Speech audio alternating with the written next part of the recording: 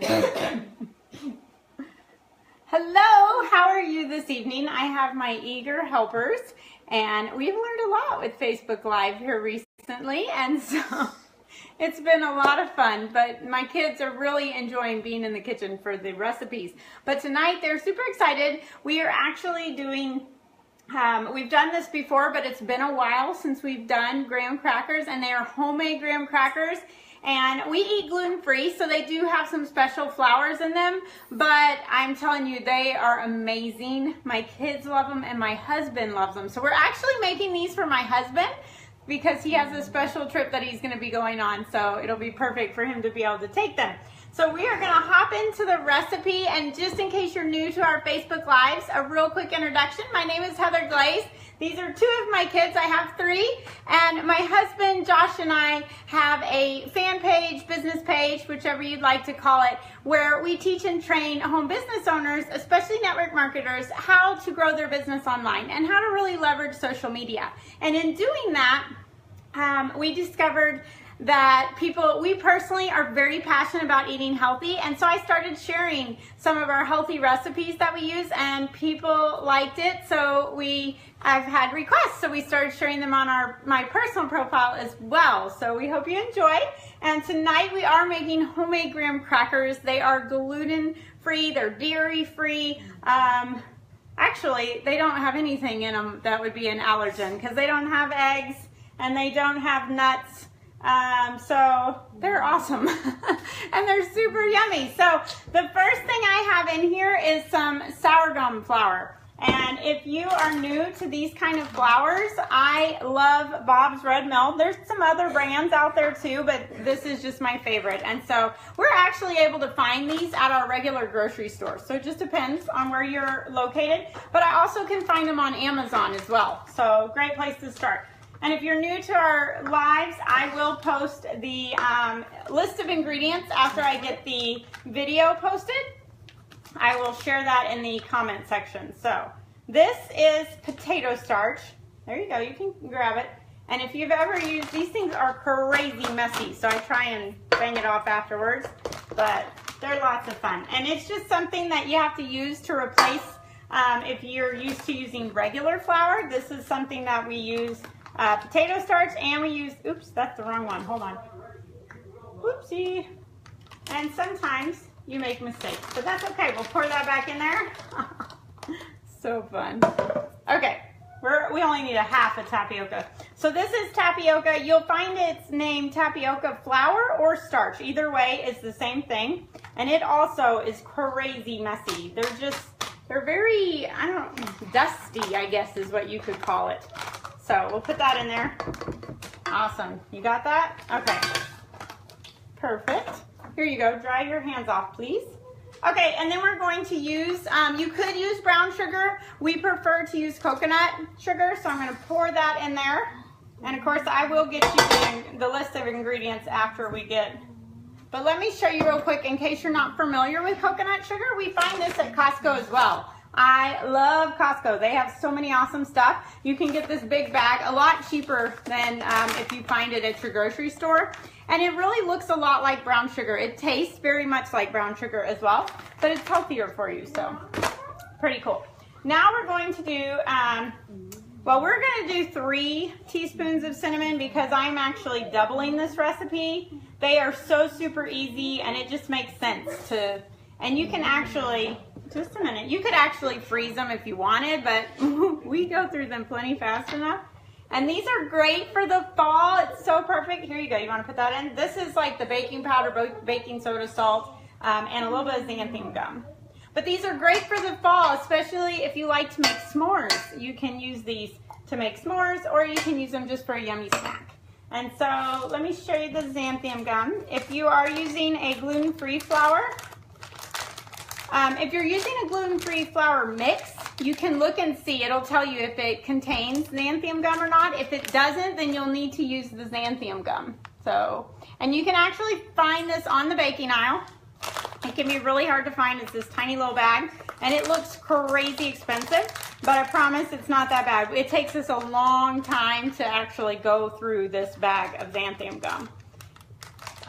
And in case anybody doesn't need to use gluten-free flours, I will tell you how much just regular flour you could use when I post the recipe. So if you want to try that, I can't guarantee it will be as yummy because we obviously don't eat it that way. I actually cannot. I would get very sick. So we don't ever do that. But you're welcome to try it and see what you think. So we are going to just kind of whisk this stuff together, the dry ingredients. Can I do it? Well, I've pretty much already done it. Whenever you're doing gluten-free flours, you want to make sure you mix them up a little bit because obviously it's several different things that go together to make basically what your regular flour would be. Okay, so now we're just going to put in our liquids and then we'll mix it and we'll put it on the pan. And that is my favorite part because for a gluten-free recipe, this stuff works so much better than most that I've tried before. It's amazing how easy this one is to roll out. So we're going to put in some melted coconut oil. And that's just a healthier version of oil. We definitely love using coconut oil instead of like vegetable oil or even canola oil. Okay, and then we've got some warm water.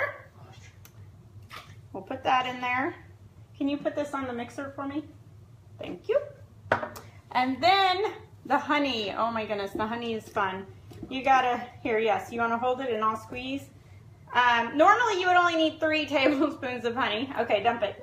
But since we're doubling it, we need 6. But honey is such a mess that I really hate to put it in a different container ahead of time because it just doesn't come out very well. So hopefully we can count it right. Sometimes I miscount things when I'm Is that number 3? Facebook Yes. Live. Yes, that was number 3. So we need 2 more after this one. There we go. Yes? You laughing at me? Okay, now we need 1 more. And if you ever get the urge to do cooking videos in your kitchen, I can tell you a strange, hey, wait. If you have young kids, a strange benefit. Can I lick it? We actually have a child that's missing from our video that most of y'all probably recognize. Please. I love it. So it's become a privilege to be in the videos and you can actually use it. It's amazing what it does. Unfortunately, one of ours was not behaving very well in the last video, so we are learning lessons Okay. while doing this. Oh, did you come to tell me goodnight? But she's came to say just a quick hi to everybody. She just got out of the bathtub. Yeah. Yes, here she can only be seen in one camera. All right. Okay, There there we she go. is. So now she's gonna go to bed and she's gonna work really hard to behave so she can be in the next video. Yes. How many? Oh, that's true. That's true. She knows her consequences 1 whole week, which means she can't be in the next video.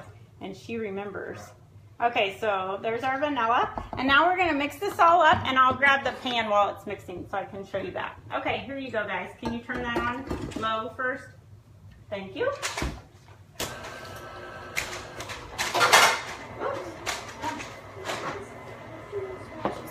It'll be okay. No, it's okay. Here, turn it back a little. Okay, well, they're mixing that. I've already put a little bit of coconut oil on the pan just to grease it up a little. And then I've got my rolling pin here, and so as soon as it's done, it's really fast. And then we will put half of it on this sheet since I doubled the recipe. And it will fill up the whole sheet. It works really great. Let me see who's on. Hey, Dorothy. Hey, Doug. How are you? Yes, I love my helpers. They're really pretty good. They've learned a lot from being in the kitchen. So they do really well. Hey Trisha, great to see you tonight. Ah, yes, this mixer is incredible. If you do a lot of homemade cooking like we do, it's really a must. It's huge. It makes such a difference, especially when you're doing gluten-free stuff. No, brother. Can I try some? No, not right now. They want to taste test, aren't they, sweet? They're such sweet helpers. Can you imagine? They want to taste test. Okay, so normally it's not sticky at all, but naturally, since we're live, it's going to be a little sticky because, you know, why wouldn't it be, right? But normally it is not, and it just plops right on the pan. But either way, that's okay. And sometimes you'll find, just, would you two hush? They're sitting here begging for the beaters. They're so funny. There's 2 of them though, so, what should we do? Okay, hold on. Let me see if I can get this out. Okay, so now if you double the recipe like we did, you know, you kind of got to eye it and try and split it in half, which can be challenging, but it's not too bad. And you can always, it's pretty forgiving, this stuff is, and so you can always add more. And then I do have the oven set to, do I have it 325? 325. And so we will see if this is going to work. I think I need some coconut oil, Katie. Well, no, it's not too bad. Okay, yay, it's working. So you can see how it actually, it's crazy. It seems sticky in the bowl and it's stuck to my finger, but it's not bad. Isn't that amazing? Okay, so if you are not used to gluten-free cooking, this is like nothing, you know, and you're probably like, okay, whatever. But I'm telling you, for gluten-free stuff, it's crazy how well this dough works. It's amazing. So we will just do this. And now what I do is, yes, can you hold on to it tight there, buddy? Thank you. So what I do here in a minute is I'll let my daughter help me. But once I get it rolled out, and sometimes you can only get it so far with the crazy rolling pin since the size of this pan. But nonetheless, once you get it smoothed out, and then we put it in the oven. We've got the oven on 325, and we'll cook it for 15 minutes, and then we will get it out. And I'll let it cool for just a minute, and then I will take I use a pizza cutter. You could use a knife too, but we will use a pizza cutter and cut the nice straight lines. And then because the kids love for it to feel like real graham crackers, we do actually take a fork and prick the little holes so that it looks like real graham crackers. You do not have to do that. It's totally optional, completely up to you. Can you please get down? What are you doing, sir? You're gonna have to wait. They are still begging for the beater. They're a little bit hilarious. So let me show you this, and then we'll do the other pan after the video, and I'll definitely take a couple pictures, and I always usually post a picture of the end product, but I will post a couple of the in-between steps so that you can see what we do, how we flip them over. But after you use the pizza cutter to roll it into straight lines, or however you want to do it, then you can flip them over, and you'll want to do it pretty quick after you get it out of the oven. Just let it cool just so slightly, and then you'll want to roll it, and you can flip them over, and you can do the little holes with the fork if you want to, and then you want to put them back in the oven for an additional 5 minutes.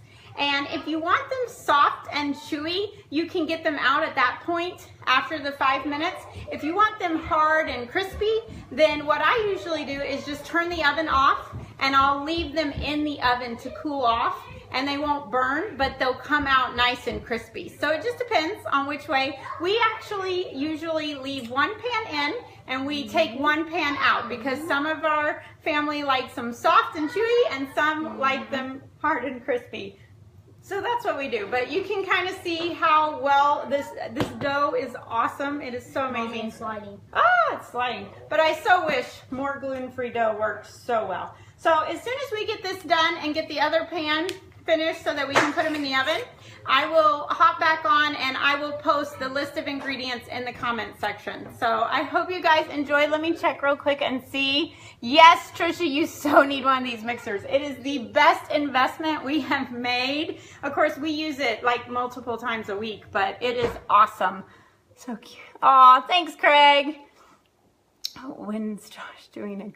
Ah, yes, we do need to get Josh to do more grilling. I agree, that would be awesome. So we hope you guys have an awesome evening. If you've enjoyed this video, definitely give us a thumbs up or some love. And if you have any questions about the recipe, even if you're watching the replay, feel free to throw those in the comment section. I always check, and I'll be happy to answer as best I can.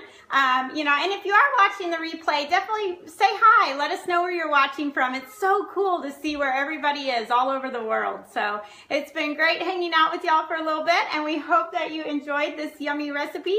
And Josh and I will be back on our fan page tomorrow with some more tips to help you grow your business online. We hope you guys have an awesome evening. Thanks for watching, guys. Bye. Bye. Bye, guys.